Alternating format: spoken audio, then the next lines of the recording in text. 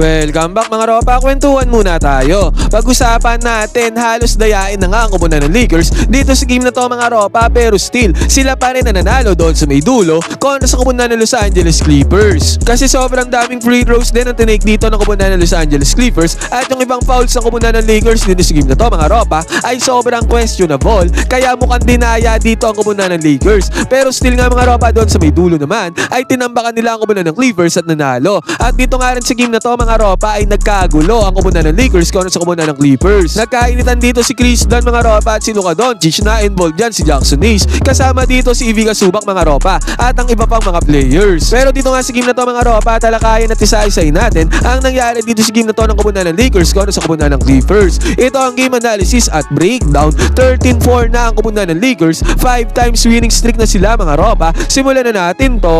Okay game. Ngayon mga ropa, ang unang puntos dito ng koponan ng Lakers kinakuha dito ni Hachimura dito sa may 3-pointer mga ropa, basket is good yan. Yun nga lang aga na sumagot dito ang koponan ng Clippers. Chris Dunn mga ropa, good penetration and easy 2 points. And then after naman ito mga ropa, nagdikitan nga ang laban sa agutan ng puntos ng dalawang koponan. Luka Doncic mga ropa, good penetration, easy 2 points din yan mga ropa. Pero si Chris Dunn ay nagkaroon ng 3-pointer dito para sa koponan ng Los Angeles Clippers. At pagkatapos man ito mga ropa, good entry pass pa ang ginawa ni James Harden dito sa may transition para magkaroon ng 2 points dito si John Collins. Yun nga lang mga ropa, sa pagkakataon na to, bumawi agad dyan ang koponan ng Lakers. Mid-range jumper dito ni Hachimura mga ropa, sure ball nga si Hachimura, basket is good. At si Austin Reaves naman mga ropa, sa pagkakataon na to ay nagkaroon ng easy 2 points dito sa may fast break. Ang gandang ginawa niya ni Austin Reaves mga ropa para makakuha siya ng basket is good. And then after nito mga ropa, si Ivica Zubac naman ay pinanis ang depensa ni Jackson Hayes doon sa may ilalim. And then after pa nito mga ropa, sinigundahan pa yan ni Chris Dunn mga ropa, easy 2 points ulit dito sa may teardrops. Pero ang koponan ng Lakers ay agarang bumawi dito.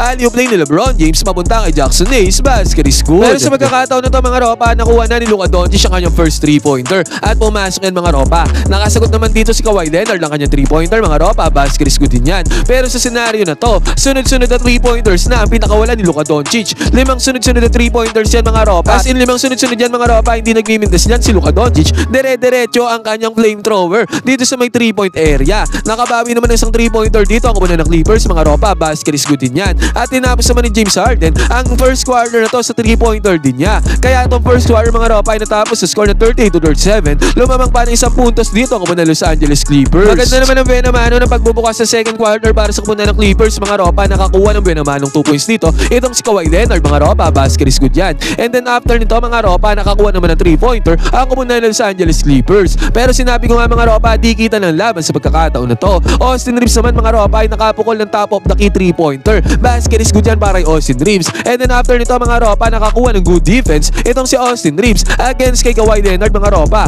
Another points na naman na nagawa dyan ni Austin Reaves, basket is good. Sa pagkakataon na to mga ropa, still 46-45 pa rin ang score. Di kita at bakbakan pa rin ang dalawang koponan. Di kita ng score. At ang nangyari naman dito mga ropa, pinasok nga ng koponan ng Clippers itong si Chris Paul mga ropa at agaran lang nakapukol kaagad ng mid-range perimeter jumper. Itong si Chris Paul, basket is good. Sinigundahan pa ni Kawhi Leonard mga ropa, perimeter jumper din ang ginawa dyan ni Kawhi Leonard, easy 2 points. Pero ang koponan ng Lakers mga ropa, sa katauhan ni Austin Reaves ay nagkaroon ng good penetration dito. Easy man yan, no problem para kay Austin Reaves. And then after naman ito mga ropa, nagkaroon naman ng good play dito si Luka Doncic. Mid-range jumper mga ropa, sumabit pa dyan si Kawhi Leonard. Basket is good na yan, may kasama pang foul. Pero ang gandang pass naman na ginawa ng koponan ng Clippers doon sa may ilalim, papunta kay Chris Dunn mga ropa para sa again another easy 2 points sa koponan ng Clippers. Pero ang koponan ng Lakers mga ropa, bumawi naman dito. Nabigyan ng bola si Maxi Kleber dito sa may free throw area mga ropa at walang bantay dyan si Maxi Kleber. Mid-range jumper ang pinakol dito ni Maxi Kleber. Basket is good dyan mga ropa. At si James Harden naman nagkaroon ng good penetration. At sa good penetration na yan, easy 2 points din ang nagawa dito ni James Harden. Pero sa pagkakataon na to mga ropa, ang koponan ng Lakers, si Mr. Efficient, Mr. Shooter, Hachimura mga ropa, tumirada para sa koponan ng Lakers.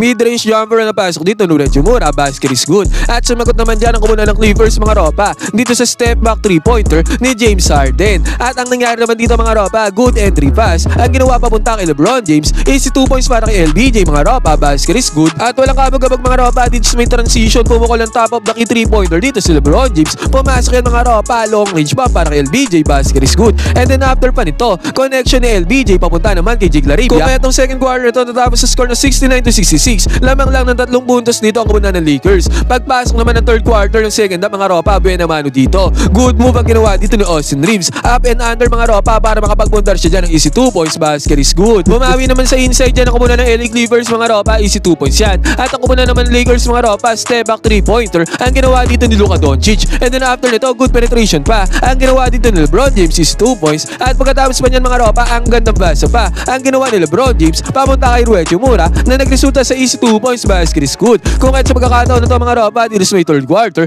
naging 80-70 doon score. Lumabas sa 8 points sa kalamangan ng Lakers. Nakakuha pa nga ng mismatch dito si LeBron James against kay Ivica Subak mga ropa, mid-range jumper para kay LeBron James. Pero sa scenario din na to mga ropa, bigla ang nagkaroon ng run ng kupunan ng Clippers. Sunod-sunod na puntos naman ang ginawa dito ng kupunan ng Clippers mga ropa. Pero ang kupunan ng Lakers finish strong dito sa may third quarter na to. Nagkaroon ng magandang cut si LeBron James doon sa may ilalim. Basket is good yan. And then after nito mga ropa, 3-pointer naman ni Mark Smart dito sa may left side. 90-93 ang score mga ropa, may 5 puntos sa kalamangan dito ang kupunan ng Lakers. Pagpasok naman ng fourth quarter mga ropa, good penetration ang ginawa dito ni LBJ. Sabay passing niya ng bola papunta kay Jackson Hayes mga ropa, easy 2 points yan. And then after nito mga ropa, na-kick outan ng bola si LeBron James dito sa may left side mga ropa. Basket is good ng long range ball para kay LeBron James. At pagkatapos pa nito mga ropa, si Austin Reeves naman ang na-kick outan ng 3-pointer dito sa may right side. Sunod-sunod na puntos nga ang ginawa dito ng kupunan ng Lakers mga ropa, pero nakakasagot pa rin dyan ang kupunan ng LA Clippers dito din sa may 3-point area. And then after nito mga ropa, good drive ang ginawa dito ni Austin Reeves against sa defense ng kupunan ng LA Clippers. Samantala, bumawi naman dyan ang kupunan ng LA Clippers ng kanilang puntos din mga ropa. Sumagot pa nga sila dito sa offense against sa kupunan ng Lakers. Pero ang Lakers mga ropa, nagkaroon ng tic-tac-toe play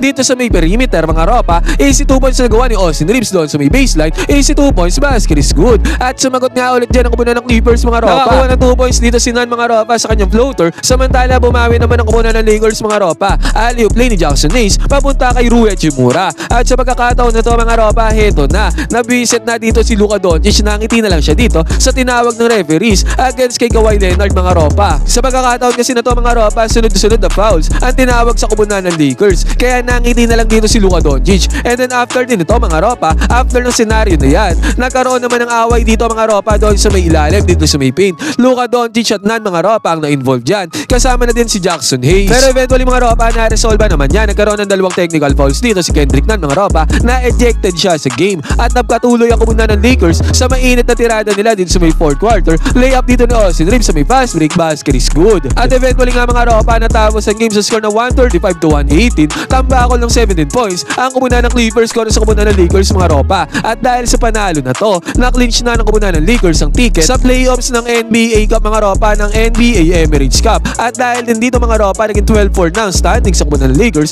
Pangalawa pa rin sila sa Western Conference. Ngayon mga ropa, ano masasabi niyo sa performance dito ng kupunan ng Lakers? Ang mga notable players dito mga ropa, si LeBron James with 25 points, Austin Reeves with 31 points mga ropa, at 40 points naman dito si Luka Doncic. Grabe ang monster trio ng kupunan ng Lakers dito sa game na to. Halimaw na halimaw sila. Ngayon mga ropa, ano masasabi nyo sa laro na to ng kupunan ng Lakers kontra sa kupunan ng Clippers? Pwede kayo mag-comment dyan sa baba ng opinion mga ropa. Magkwentuhan tayo.